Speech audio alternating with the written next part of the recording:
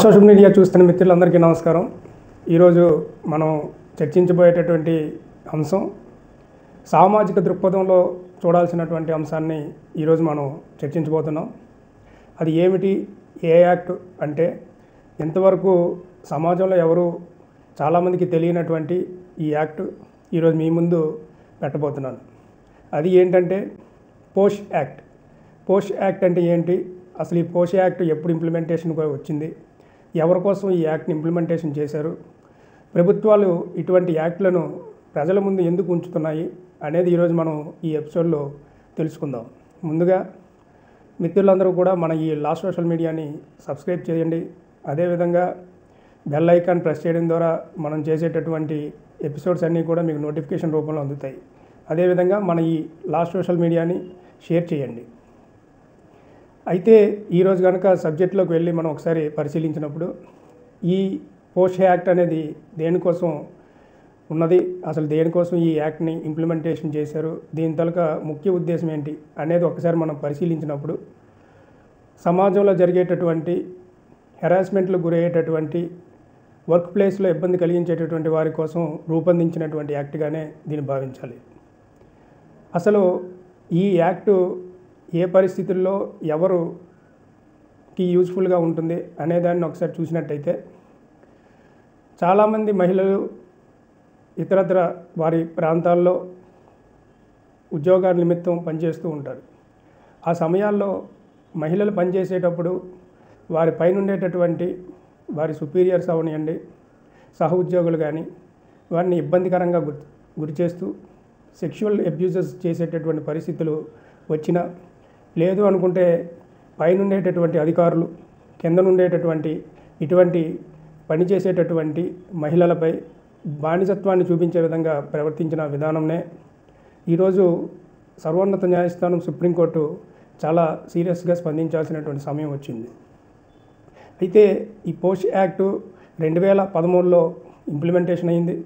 అప్పటి నుండి ఎందుకు ఇంత ప్రజల్లో పెద్దగా అవగాహన లేకపోయింది అన్న విషయానికి ఒకసారి గుర్తెరిగితే, చాలా వరకు చట్టాలు ప్రభుత్వాలు రూపొందించినప్పటికీ అవి ప్రజల్లోకి వెళ్ళడానికి కొంత సమయం కలగడం, అదేవిధంగా ఈ స్పీడ్ ఆధునిక యుగంలో ప్రజలు వారి వరకు జరిగేటటువంటి దినచర్యల్లో భాగంగానే వెళ్ళిపోతున్నారు, కానీ ఈ చట్టాలపై అవగాహన తెలుసుకోవాలనేటటువంటి భావన లేకపోవడం దీనికి ముఖ్య కారణం. అయితే సుప్రీంకోర్టులో ఒక ఇంపార్టెంట్ దీనికి సంబంధించినటువంటి జడ్జిమెంట్ రీసెంట్గానే రిజిస్టర్ కాబడింది. కారణం అసలు ఎందుకు ఏ రూపాన వచ్చిందనే ఒకసారి మనం పరిశీలించినప్పుడు బార్డర్ సెక్యూరిటీ ఫోర్స్కి సంబంధించి బిఎస్ఎఫ్కి సంబంధించినటువంటి సంబంధించినటువంటి కేసులో ఈ కేసుకి సంబంధించిన వివరాల్లో మహిళ తాలూక పేరుని మనం బహిర్గతం చేయకూడదు కాబట్టి ఆమె ఈ సుప్రీంకోర్టుని ఈ విషయంపై అప్రోచ్ అవ్వడం జరిగింది.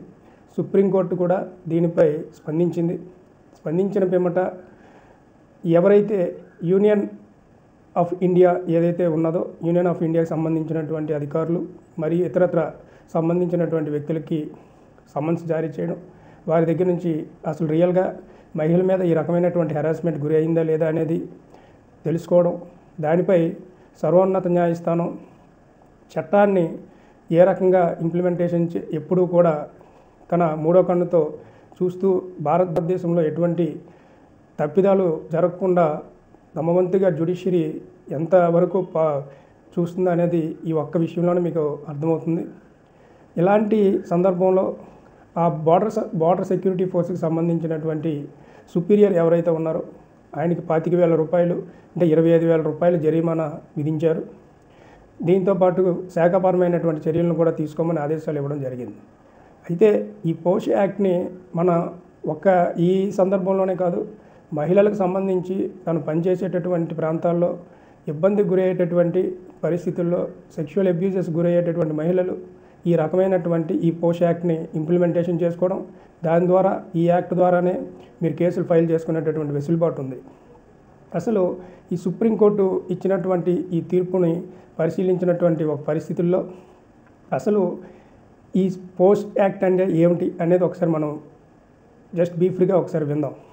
పోష్ యాక్ట్ అంటే who initiated the proceedings against an officer under the sexual harassment of women at work place అనేది దీని తొలక చాలా ఇంపార్టెంట్గా ఇచ్చినటువంటి ఎబ్రివేషను.